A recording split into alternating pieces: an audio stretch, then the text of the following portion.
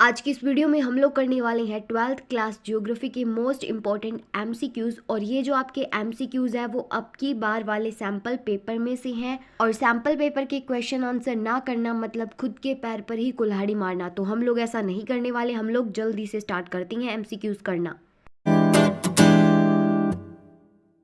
Question number first है, which two cities are connected by channel tunnel, यानी कि जो चैनल टनल है उससे कौन सी दो सिटीज जुड़ी हुई हैं। तो आपका ऑप्शन ए है London with Barcelona, option B है London with Berlin, option C है लंदन विद पेरिस और ऑप्शन डी है लंदन विद रोम। और इसका आंसर होगा option C, London with Paris. तो मैं आपको एक इंपॉर्टेंट इन्फॉर्मेशन बता दूं कि अब की बार क्या हो सकता है 17 एमसीक्यूज आए, यानी कि ऑब्जेक्टिव क्वेश्चंस आए आपके फाइनल पेपर में। सेकेंड क्वेश्चन है, which of the following pairs is matched correctly, यानी कि इनमें से कौन सा पेयर सही मैच किया गया है। एक में आपको दे रखे हैं कंट्री के नाम और दूसरी ओर दे रखे हैं ऑयल पोर्ट्स के नाम। तो ऑप्शन ए है क्या टूनिशिया के अंदर ट्रिपोली ऑयल पोर्ट है, ऑप्शन बी में दे रखा है लेबनान और ऑयल पोर्ट के अंदर दे रखा है एस्किरा, और ऑप्शन सी में दे रखा है वेनेजुला और मराकाइबो, ऑप्शन डी में दे रखा है ओमन और अडन। और इसका आंसर होगा ऑप्शन सी, वेनेजुला के अंदर मराकाइबो ऑयल पोर्ट है। क्वेश्चन नंबर 3 है, which one of the following may be interpreted as spontaneous effort to achieve a better balance between population and resources.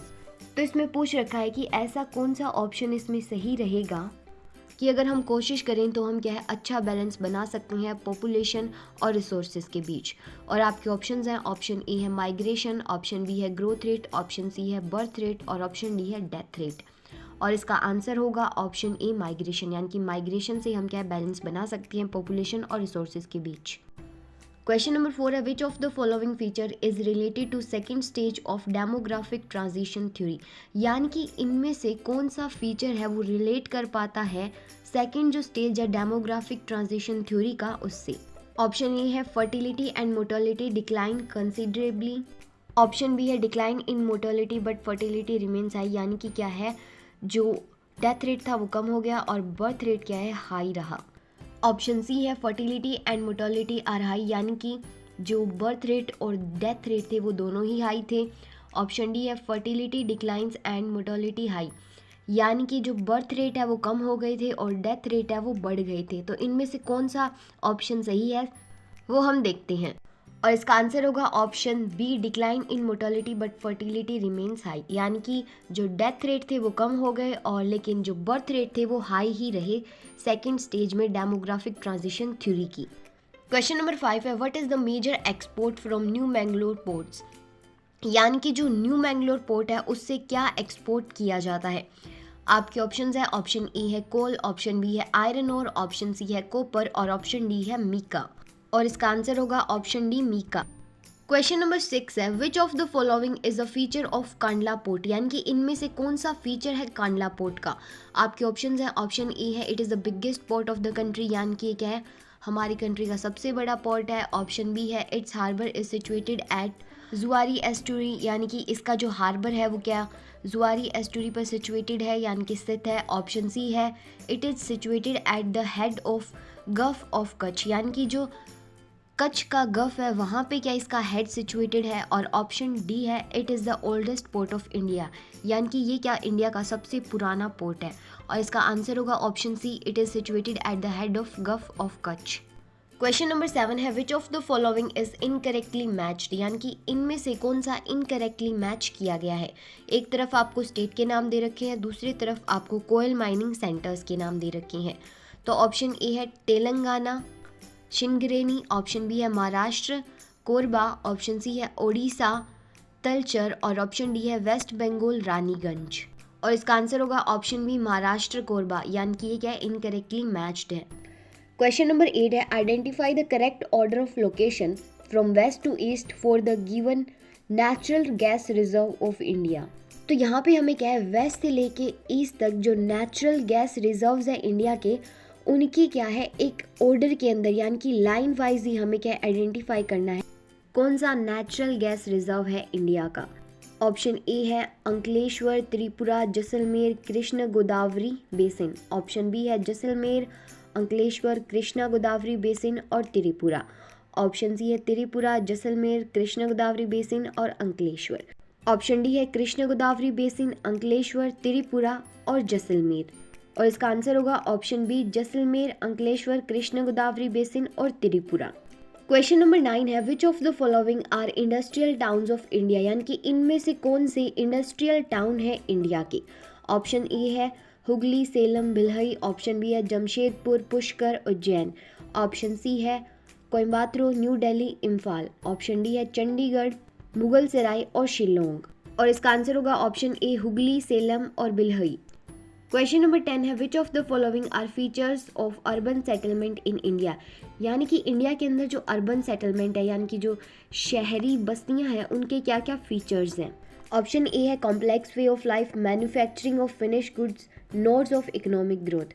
Option B है intimate social relation, mainly primary economic activities, people are less mobile. Option C है economy mainly based on primary activities, providing food and raw material and social relations are formal. Option D है provide a variety of services, poor transport network, social relation are intimate. और इसका answer होगा option A, complex way of life, यानी कि यहाँ पे क्या है बहुत ही कठिनाइयों भरी लाइफ होती है। यहाँ पे क्या है मैन्युफैक्चर होती है गुड्स की, और साथ ही क्या है यहाँ पे इकोनॉमिक ग्रोथ है ना उनकी नोड्स होती है, यानी कि इकोनॉमिक ग्रोथ की शुरुआत हम कह सकते हैं यहीं से ही होती है। क्वेश्चन नंबर 11 है arrange the following in correct sequence, यानी कि एक सीक्वेंस के अंदर ही हमें इन सबको अरेंज करना है। यहाँ पे जो पहला ऑप्शन है उसके अंदर दे रखा है it is so hot what when it is rise to earth surface it turns into steam. Second में दे रखा है ground water in such areas where the geometrical gradient is high absorb heat from the rocks and become hot. तीसरे में दे रखा है this steam is use to drive turbines and generate electricity. चौथे में दे रखा है geothermal energy exist because the earth grows progressively hotter with increasing depth.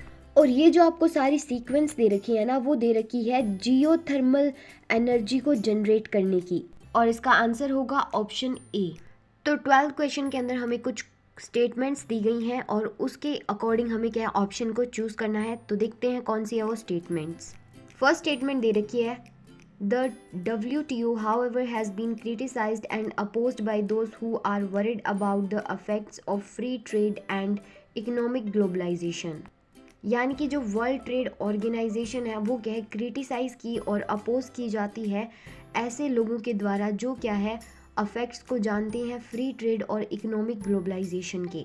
Second point है free trade does not make ordinary people's lives more prosperous, यानी कि जो free trade है वो क्या है लोगों की जो लाइफ है, साधारण लोगों की जो लाइफ है उसे क्या है ज़्यादा सक्सेसफुल या रिच नहीं बनाती।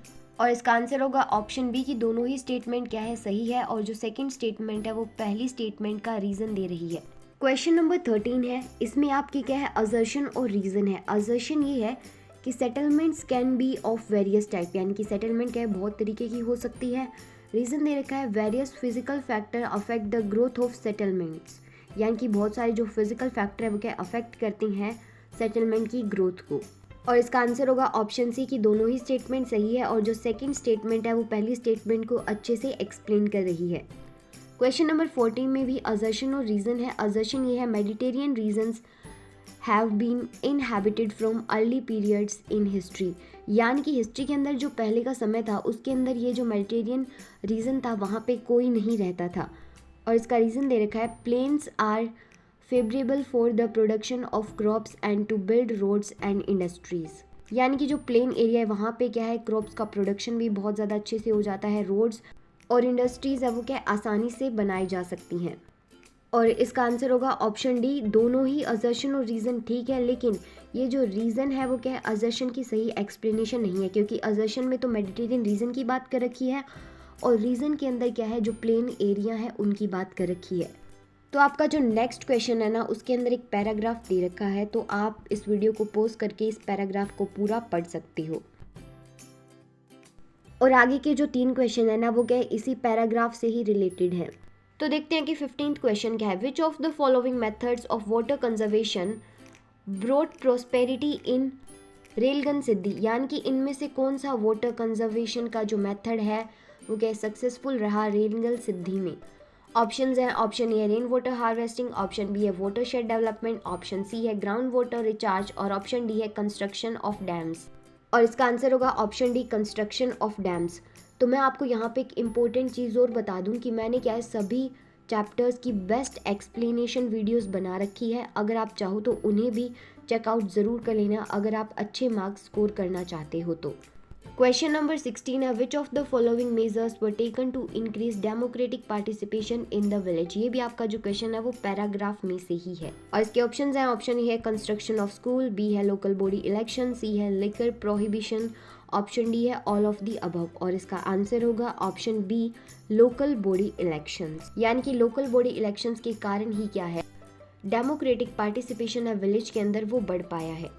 और ये क्वेश्चन भी आपका क्या है पैराग्राफ में से ही है। Which of the following made railgun Siddhi independent of governments financial aid.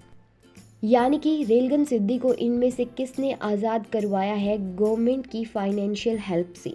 आपके ऑप्शंस हैं, ऑप्शन ए है prohibition of liquor, option B है वॉलेंट्री लेबर, ऑप्शन सी है लोकल बॉडी इलेक्शन और ऑप्शन डी है एग्रीकल्चर और इसका आंसर होगा ऑप्शन बी वॉलेंट्री लेबर।